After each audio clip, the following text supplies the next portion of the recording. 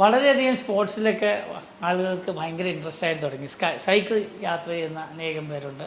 അത് രാവിലെ എഴുന്നേറ്റ് സൈക്കിളിൽ പോകുന്നവർ, അതോടൊപ്പം തന്നെ റോളർ സ്കേറ്റിങ് പഠിക്കുന്ന കുഞ്ഞുങ്ങൾ വളരെയധികം പേരുണ്ട്. അങ്ങനെയൊക്കെ ഉള്ള അനേകം പേരുണ്ടെങ്കിലും പലപ്പോഴും അതിനു വേണ്ടി ഒരു കറക്റ്റായിട്ടുള്ള ഒരു ഹെഡ് ഗിയർ ഒന്നും ഇടാറില്ല. ഫുൾ ഹെൽമെറ്റ് ഒന്നും വെച്ചല്ല സാധാരണ പോകുന്നത്. അപ്പോൾ സാധാരണ തലയ്ക്ക് ക്ഷതം പറ്റാതിരിക്കാനുള്ള സാധനം. പക്ഷേ ഇങ്ങനെയെല്ലാം വരുമ്പോൾ ആദ്യം പല്ല് പൊട്ടിപ്പോകുന്ന ഒരു പ്രശ്നമാണ് കാണുന്നത്. വീണ് കഴിഞ്ഞാൽ ആ മുട്ട് പൊട്ടത്തോടൊപ്പം തന്നെ പല്ല് പൊട്ടിപ്പോകുന്ന വളരെയധികം പ്രശ്നങ്ങളുണ്ട്. പല്ല് പൊട്ടുന്ന പല ലെവലിൽ പല്ല് പൊട്ടാം. പല്ല് പൊട്ടൽ പല തട്ടിലാണുള്ളത്. അതുകൊണ്ട് തന്നെ പല്ല് പൊട്ടി കഴിയുമ്പോൾ എൻ്റെ പല്ല് പൊട്ടിപ്പോയി എത്ര രൂപയാണ് എന്ന് ചോദിച്ച് വിളിക്കുന്ന ആളുകളുണ്ട്. അപ്പോൾ പല്ല് പൊട്ടിപ്പോകുന്നത് എത്രത്തോളമാണെന്ന് മനസ്സിലാക്കാൻ അത് ബുദ്ധിമുട്ടാണ്. കാരണം അതിന് മനസ്സിലാക്കണമെങ്കിൽ അതിനൊരു കൃത്യമായ എക്സ്റേ എടുത്ത് നോക്കണം. കഴിഞ്ഞ ദിവസം വന്ന പേഷ്യൻറ്റിന് പുറമേ നിന്ന് നോക്കിയപ്പോൾ വേറെ ഒരു കുഴപ്പമുണ്ടായില്ല. പല്ലിൻ്റെ ടിപ്പ് മാത്രമേ പൊട്ടിയിട്ടുണ്ട്. പക്ഷേ എക്സ്റേ എടുത്ത് നോക്കുമ്പോൾ പല്ലിൻ്റെ വേരിൻ്റെ ഭാഗത്ത് ഒടിഞ്ഞു പോയിരിക്കുകയാണ്.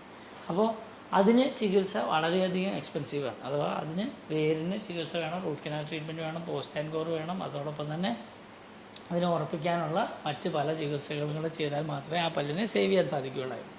അതേസമയം പല്ലിന് ചെറിയൊരു പൊട്ടലോ ഉണ്ടെങ്കിൽ അതിനെ നമുക്ക് കൃത്യമായിട്ട് നാനോ സെറാമിക് കോമ്പോസിറ്റോ അല്ലെങ്കിൽ വെറും കോമ്പോസിറ്റോ എന്തെങ്കിലും ഉപയോഗിച്ച് നമുക്ക് ആ പല്ലിനെ ശരിയാക്കി എടുക്കുകയും വർഷങ്ങളോളം നിൽക്കുകയും ചെയ്യും.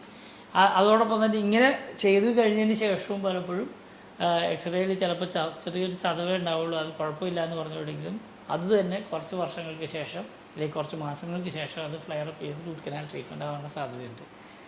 അല്ല, ചിലർക്ക് ഇതൊന്നുമില്ല, പൊട്ടിപ്പോയത് അവിടെ ഇരുന്നു വർഷങ്ങളായിട്ട് അങ്ങനെ പൊട്ടിപ്പോയാലും അവർക്ക് വേറെ പ്രശ്നമില്ല, ആ പൊട്ടൽ മാത്രമേ ഉള്ളൂ, അതുകൊണ്ട് വേറൊരു പ്രശ്നമില്ലാത്ത ആളുകളെയും കണ്ടിട്ടുണ്ട്. അപ്പോൾ ഇത് എങ്ങനെയാണെന്ന് മനസ്സിലാക്കണമെങ്കിൽ കൃത്യമായി എക്സ്റേ എടുത്ത് നോക്കണം. അപ്പോൾ ഇത് പക്ഷേ ഒരു സാധാരണ ഒരു പേഷ്യൻ്റ് പലതരത്തിലാണ് പോകുന്നത്. ഒന്ന് പല്ല് മുഴുവനായിട്ട് പൂർണ്ണമായിട്ട് പല്ല് ഊരിപ്പോകുന്ന കേസ്. പല്ല് ഊരിപ്പോന്നാൽ അത് ഇളകിപ്പോയെന്നാലുള്ള കേസിനെ പറ്റിയുള്ള ഒരു വീഡിയോ ഞാൻ പ്രത്യേകം ചെയ്തിട്ടുണ്ട്. അത് ഉടനെ തന്നെ പാലിൽ കൊണ്ടുവന്നിടരുത്. ഇപ്പോൾ ഇഷ്ടംപോലെ നല്ല ഒന്നാമതൊരു മിനറൽ വാട്ടർ കിട്ടാനുണ്ട്. ദയവ് ചെയ്ത് മിനറൽ വാട്ടറിൽ തന്നെ ഇടണം. കഴിഞ്ഞ ദിവസം ഒരു വീട്ടിലുണ്ടായിരുന്ന ഒരു യുവതി വീണിട്ട് ഉടനെ തന്നെ കൊണ്ടുവന്നത് പാലിലിടേണ്ട കാര്യമില്ല. അതിന് പകരം നിങ്ങളുടെ വീട്ടിൽ ഫിൽറ്റേർഡ് വാട്ടർ അല്ലെങ്കിൽ നമ്മുടെ അക്വാഗാർഡിൽ നിന്ന് കിട്ടുന്ന വെള്ളമുണ്ടെങ്കിൽ അതാണ് ഏറ്റവും നല്ലത്. കാരണം പാലിൽ നിന്ന് പാലിൻ്റെ ഘടകങ്ങൾ പല്ലിൽ നിന്ന് പാലിൻ്റെ ഘടകങ്ങൾ ഊരിക്കളയാൻ ഒത്തിരി സമയമെടുക്കും. അതുകൊണ്ട് നന്നായിട്ട് ഫിൽറ്റർ വാട്ടറിൽ സൂക്ഷിച്ച് എത്രയും വേഗം ഡോക്ടറിനെ കൊണ്ടുപോകുന്നതാണ് ഏറ്റവും നല്ലത്.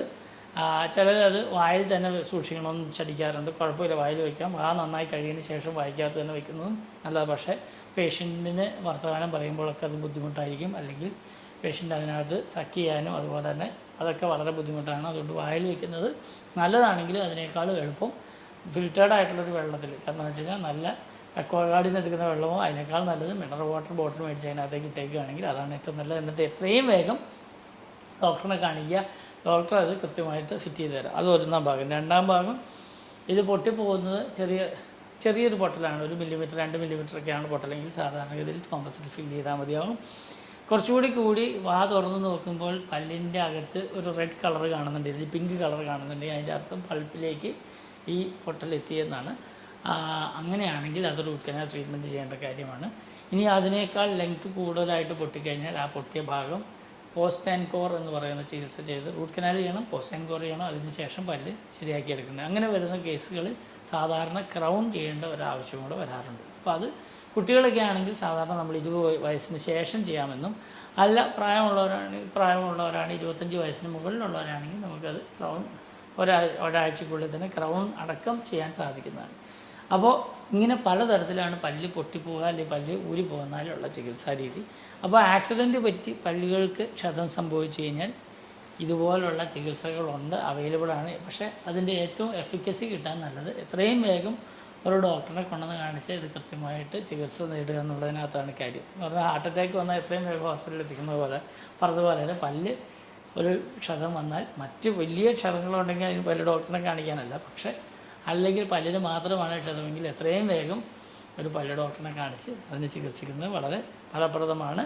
അല്ലെങ്കിൽ അറ്റ്ലീസ്റ്റ് നിങ്ങൾ എൻ്റെ ഫോൺ നമ്പറിൽ ഒന്ന് വിളിച്ച് കഴിഞ്ഞാൽ നിങ്ങൾക്ക് അതിനകത്തൊരു കൺഫ്യൂഷൻ ഉണ്ടെങ്കിൽ ഞാനതിന് കൃത്യമായിട്ട് ആൻസർ ചെയ്താൽ നിങ്ങൾക്ക് അതിനെ കൊണ്ടുള്ള പ്രയോജനം ഉണ്ടാകും. അതുകൊണ്ട് ഡോക്ടർ തോമസ് നെച്ചിപ്പാടത്തിനെ മറക്കരുത്. നിങ്ങൾ ആ നമ്പർ ഒന്ന് സേവ് ചെയ്യുക, എന്നിട്ട് എന്നെ വിളിച്ച് കഴിഞ്ഞാൽ ഞാൻ നിങ്ങൾക്ക് കൃത്യമായിട്ട് വാട്സാപ്പിലൂടെയോ അല്ലെങ്കിൽ നിങ്ങളുടെ സാധാരണയുള്ള ഫോണിലൂടെ നിങ്ങൾക്ക് ആൻസർ ചെയ്യാൻ ശ്രമിക്കാം. പല്ലുകൾക്ക് ക്ഷതമേറ്റാൽ ഫോൺ വിളിക്കാൻ വേണ്ടി ഇതൊന്ന് സേവ് ചെയ്തിടുക.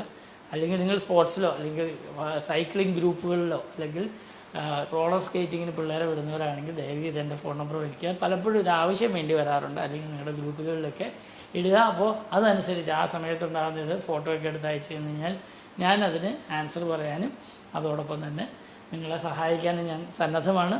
അതുകൊണ്ട് ഇതെല്ലാ roller skating groups, cycling groups, അതുപോലെ തന്നെ മോട്ടോർ ബൈക്കിംഗ് ഗ്രൂപ്പ്സ്, സാധാരണ ഈ ഹിമാലയൻ യാത്രകളൊക്കെ നടത്തുന്ന മോട്ടോർ ബൈക്കിംഗ് ഗ്രൂപ്പ്സ്, അവർ ഹെൽമെറ്റ് പലപ്പോഴും അവിടെയൊന്നും ഹെൽമെറ്റ് ആവശ്യമില്ല, കാരണം ഹെൽമെറ്റ് വെക്കണമെന്നാണ്. പക്ഷേ പലപ്പോഴും ഇത് വെക്കാറില്ല, പല്ല് പൊട്ടി പോകുന്ന ഒരു പ്രശ്നങ്ങളൊക്കെ ഞാൻ കാണാറുണ്ട്.